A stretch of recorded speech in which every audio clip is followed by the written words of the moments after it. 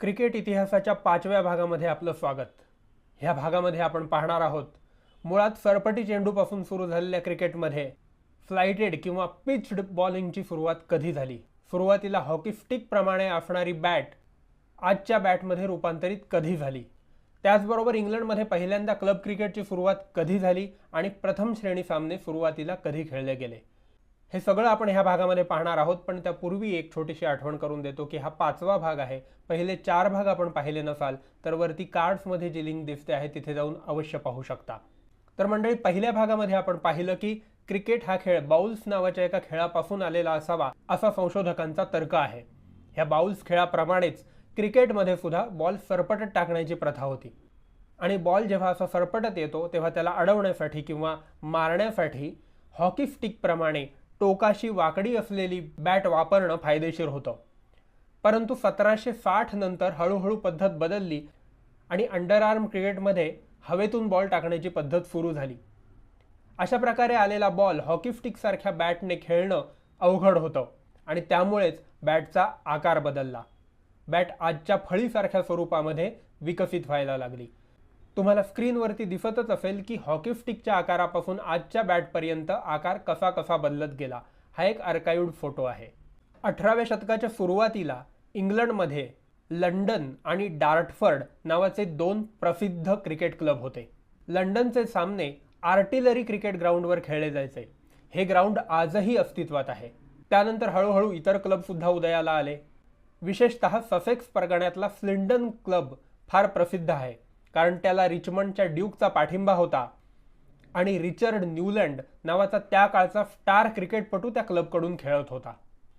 त्याशिवाय मेडनहेड, हॉर्नचर्च, मेडस्टोन्स, सेव्हनॉक्स, ब्रॉमली, ॲडिंग्टन, हॅडलो आणि चर्टसी या ठिकाणी सुद्धा प्रसिद्ध क्लब उदयाला आले। अगदी सुरुवातीच्या क्लबांपैकी प्रसिद्ध होता हंबल्डन क्लब। हा हॅम्पशायरमध्ये होता। त्याची सुरुवात एका पॅरिश संघटनेपासून म्हणजे धार्मिक गटापासून झाली, पण 1756 साली तो प्रमुख झाला आणि साधारण 1760च्या दशकामध्ये त्याचं रूपांतर एका क्रिकेट क्लबमध्ये झालं।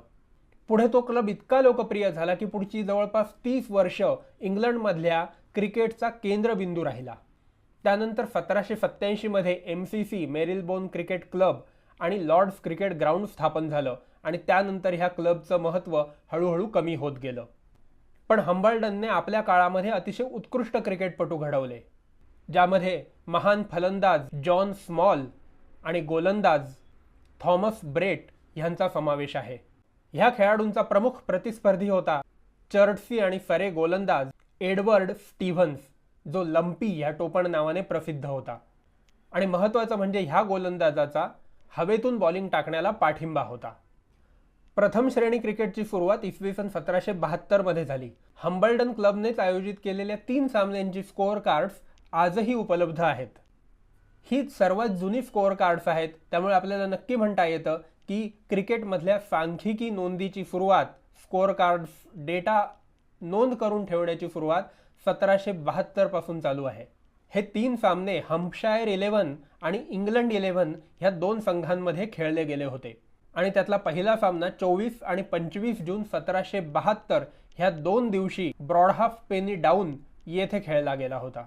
आज उपलब्ध असलेली 2 प्रसिद्ध ऑनलाईन आर्काइव्ज, एक म्हणजे ESPN क्रिकेट इन्फो आणि दुसरं म्हणजे F1, ह्या दोन्ही संस्थांनी ह्याच सामन्याला सर्वप्रथम खेळला गेलेला प्रथम श्रेणी सामना म्हणून नोंदवलेलं आहे।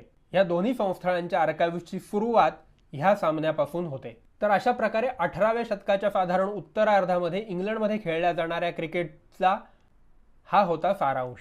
ह्यात पहिली गोष्ट म्हणजे हॉकी स्टिक सारख्या बॅटपासून आजच्या बॅटपर्यंत झालेला विकास, प्रथम श्रेणी सामन्यांची सुरुवात आणि त्याचबरोबर क्रिकेटच्या सांख्यिकीची नोंद, ह्या 4 महत्त्वाच्या गोष्टी घडल्या होत्या। जर ही माहिती तुम्हाला आवडली असेल तर नक्की लाईक करा, शेअर करा, चॅनल सबस्क्राईब करायलाही विसरू नका। धन्यवाद।